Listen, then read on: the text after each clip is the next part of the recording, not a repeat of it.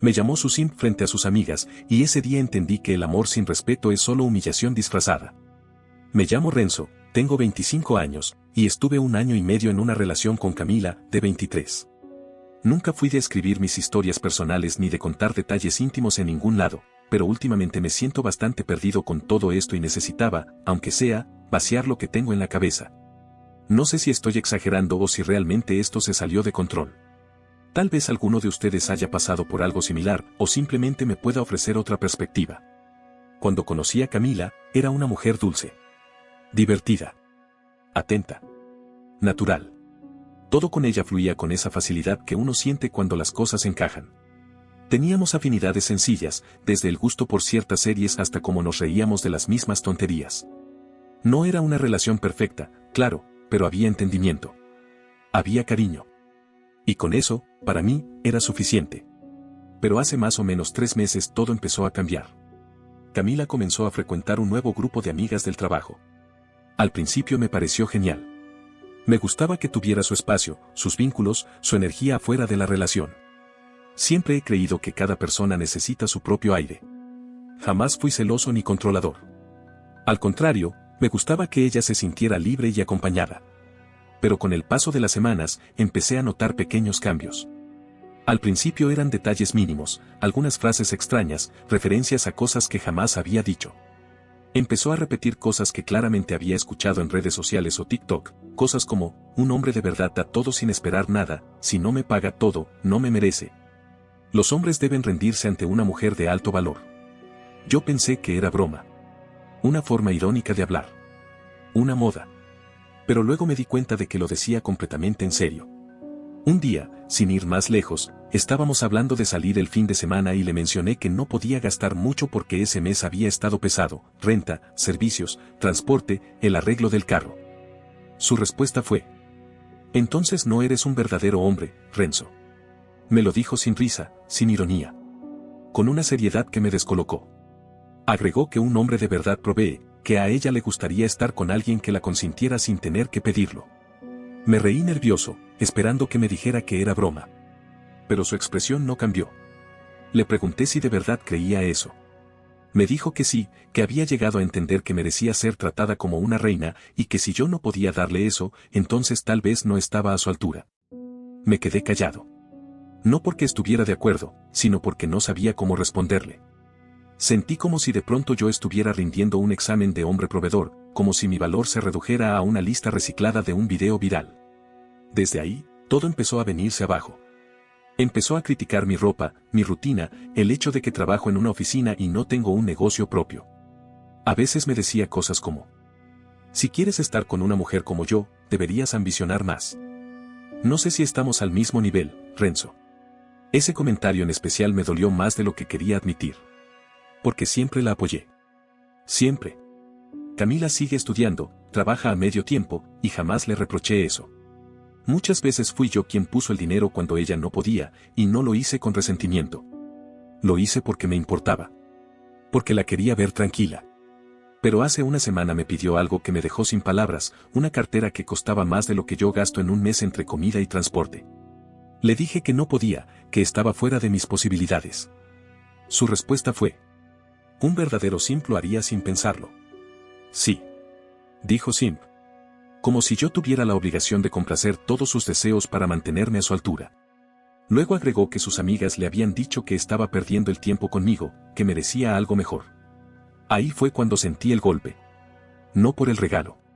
No por el dinero. Sino porque la persona que tenía enfrente ya no era la misma con la que empecé. Camila me había contado al principio lo que pensaba de esas mismas amigas, que una vivía peleando con su pareja, otra volvía cada 2 semanas con un tipo que la trataba mal. Y todas vivían posteando frases motivacionales como si fueran gurús de relaciones. Y ahora, eran su referente. Yo no soy perfecto. No pretendo serlo. Pero siempre estuve ahí. Escuchándola. Apoyándola. Celebrando sus logros, acompañándola en sus bajones. Y, de pronto, nada de eso parecía contar. Era como si la única medida de mi cariño fuese qué tanto dinero podía gastar en ella o qué tan rápido podía decirle que sí a todo. La gota que colmó el vaso fue hace apenas 2 días. Estábamos viendo una película en su casa. Todo tranquilo. De la nada, me dice. Deberías pagarme una suscripción mensual al gimnasio. No porque lo necesite, sino porque es lo mínimo que debería hacer alguien que quiere tener a una novia de alto valor. Y lo dijo con una naturalidad aplastante.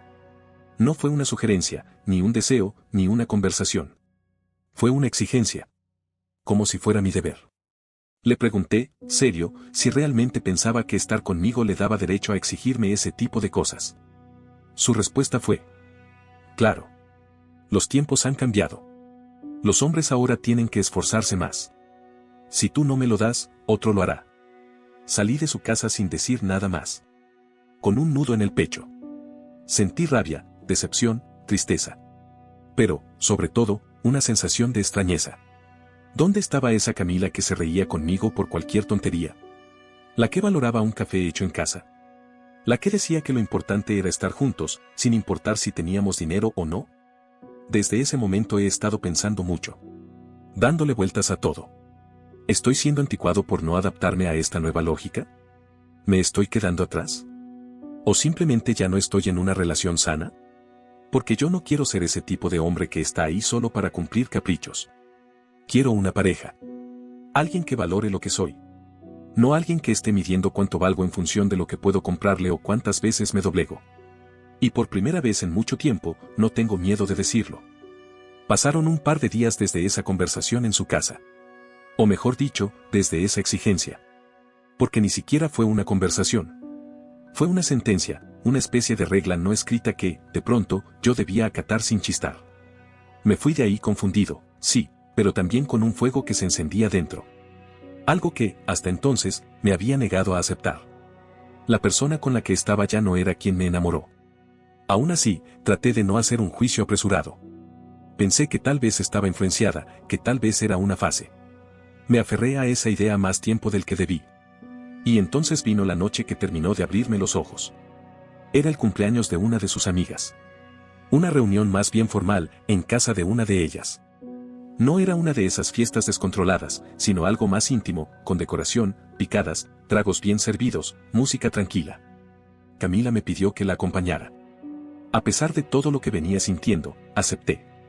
Supuse que tal vez, en un ambiente más relajado, podríamos reconectar. O al menos, observar mejor cómo se estaba moviendo ella en ese nuevo mundo. Al principio todo bien. Ella se mostraba feliz.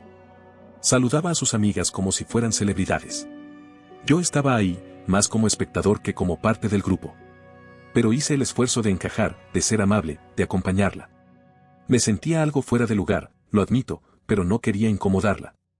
Pero no tardaron en aparecer los comentarios. Frases sueltas, como lanzadas con risa, pero con veneno escondido. Una amiga le dijo a otra, señalando a su novio: mira cómo le sirvió la copa. Ese sí sabe cómo tratar a su reina. Otra contestó entre carcajadas: no como el tóxico de Carla, que ni una servilleta le alcanza. Y todas rieron. Como si estuvieran en un concurso. Como si el objetivo fuera quien tenía al hombre más domesticado. El que más cumplía caprichos, más dinero gastaba, más favores hacía. Yo respiré hondo. Fingí que no escuchaba. No quería armar una escena. Hasta que pasó lo que no pensé que pasaría. Estábamos sentados en círculo, tomando algo, charlando de temas banales, y una de ellas le preguntó a Camila cómo le iba conmigo. Ella sonrió, como si tuviera preparada la frase desde hacía días, y soltó, sin titubeos: yo estoy feliz, porque ya tengo a mi sim. Y se rió. Como si eso fuera gracioso. Como si me hubiera ganado en una rifa. Hubo aplausos. Una de ellas dijo: ¡qué suertuda! Otra agregó: así se hace, amiga. Así se logra. Y Camila, en lugar de frenarlas, en lugar de decir estoy bromeando o no es para tanto, simplemente me miró. Sonriendo. Como esperando que yo también me riera. Pero no pude. Me congelé. Ni siquiera fue enojo inmediato. Fue sorpresa. Silencio. Algo en mí se rompió ahí. Porque esa frase, esa manera de exponerme, no fue inocente. No fue una broma al azar. Fue la consecuencia de semanas en las que yo ya no era su pareja, sino su medalla, su trofeo, su símbolo de validación frente a un grupo que medía el amor en función de cuántas veces un hombre se humilla por su mujer. Le pedí salir un momento al patio. Ella, sin entender nada, se levantó conmigo. Le dije, con calma: que eso que había dicho me había molestado profundamente. Que no se trataba de la palabra, sino del desprecio que escondía detrás. Que no estaba bien que me convirtiera en objeto de burla o de exhibición. Me miró con cara de desconcierto y me dijo: ¿pero por qué te enojas? Solo era una broma. Una broma, repetí yo. ¿Entonces ahora soy un chiste para ti? Intentó bajar el tono. Me dijo que no era para tanto. Que todas lo hacían. Que era parte del juego. Pero yo ya no podía fingir. Le dije que estaba harto. Que me cansé de adaptarme a sus nuevas ideas, de sentirme juzgado, evaluado, rebajado.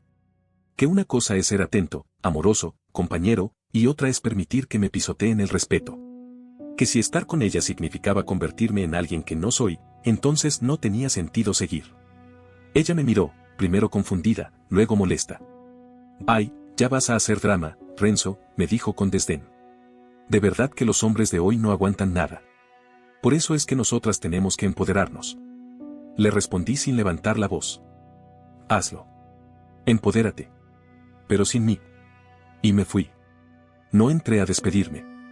No esperé que me dijera nada más. Me subí al coche y manejé sin rumbo fijo por un rato. Sentía un nudo en el pecho, pero no era culpa. Era algo parecido a la decepción o al duelo. No por ella, sino por lo que creí que habíamos construido. Porque lo que dolía no era perderla. Era aceptar que lo nuestro había dejado de existir hacía rato. Que se convirtió en otra cosa. En una especie de teatro donde yo era el personaje que debía quedar bien en la foto. Y me cansé. Fueron casi 2 años. Momentos lindos, sí. Muchos. Pero también silencios llenos de juicios. Peticiones disfrazadas de exigencias. Un amor que ya no era compartido, sino condicionado. Si me das, te quiero. Si no me das, te cambio. Así no. Esa noche dormí mejor de lo que esperaba. No lloré. No temblé. No necesité hablar con nadie. Porque por primera vez en meses sentí que había hecho algo por mí. Pasaron 3 días sin ningún contacto. Ni un mensaje, ni una llamada, ni una reacción en redes. Y debo decir que esa primera etapa de silencio fue extrañamente liberadora. Me sentí tranquilo. Casi en paz. Era como si de pronto tuviera más espacio para mí, como si el peso que no sabía que cargaba se hubiera evaporado. Pero, como era de esperarse, no duró mucho. El primer mensaje llegó una tarde de jueves. Breve, seco. Me parece súper inmaduro lo que hiciste. No aguantaste ni una broma. No respondí. Lo leí y lo dejé ahí. Cerré el chat. No porque no quisiera decir nada, sino porque entendí que cualquier palabra mía solo iba a alimentar su versión de los hechos, que yo fui el exagerado, el sensible, el débil. Unas horas después, otro mensaje. Me dejaste sola como un cobarde. Qué poco hombre resultaste ser. Ese ni siquiera lo abrí. Ya sabía lo que venía. Ese ciclo lo había visto antes en otras personas, y en ella también, primero la indignación, luego la minimización, después la súplica disfrazada de nostalgia. Y no me equivoqué. 2 días después, su tono cambió. Oye, Renzo, ¿podemos hablar? Ya calmados. Ignoré. Sé que te molestaste, pero lo que dije fue un chiste. En serio, no quise que lo tomaras así. Y más tarde. No me gusta cómo terminamos. Siento que fue muy brusco, ¿podemos vernos para hablarlo bien? Ahí fue cuando me reí. Solo. En mi cuarto. No por maldad, sino por lo predecible de todo. Camila tenía una forma muy particular de actuar cuando sentía que ya no tenía el control. Primero atacaba, después rebajaba el daño, luego apelaba a la nostalgia. Y finalmente, venía la parte emocional. Esa misma noche me mandó un mensaje largo, mucho más suave. Me dijo que se había equivocado.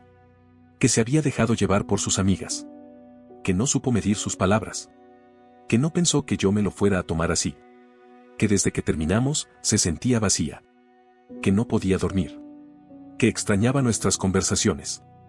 Que me extrañaba a mí. Y por un momento, lo admito, dudé. No porque quisiera volver. No porque la creyera. Dudé porque sentí lástima. No lo digo con soberbia. Lo digo con la sinceridad que da el tiempo y la distancia emocional. Ver ese mensaje no me llenó de esperanza, ni de ganas de reencontrarnos. Me llenó de una tristeza distinta, la de ver cómo alguien puede perderse en su propio personaje sin darse cuenta de lo que realmente importa hasta que ya es tarde. No respondí. Solo la bloqueé. No por enojo. No por venganza. No por castigarla. Simplemente porque ya no había nada más que decir. Esa noche en el patio, yo lo dije todo. Puse sobre la mesa cada sentimiento, cada decepción, cada límite cruzado. Y no me escuchó. No quiso entender. A los 2 días, me escribió desde otro número. Esta vez, sin rodeos. Perdóname. Por favor. Te necesito. No sabía cuánto me importabas hasta ahora. Y luego. No me ignores así. Solo quiero hablar. No lo hice. No respondí. Ya no había ningún motivo para hacerlo. Porque la ironía es brutal. Esa noche, frente a sus amigas, yo era el simp. El que llenaba la copa. El que servía sin cuestionar. El que aguantaba. El que, según su nueva lógica, era una especie de sirviente emocional con título de pareja. Y ahora ese mismo simp era el que ella quería de vuelta. A toda costa. Le conté todo esto a un amigo. Me dijo que tal vez debería reunirme con ella, cerrar el ciclo como dicen. Pero no, a veces el cierre más sano es el silencio. Porque no se trata de herir, ni de demostrar superioridad. Se trata de respeto propio. De coherencia. De no volver cuando uno ya supo salir. Estos días me han cambiado. He vuelto a mis hobbies.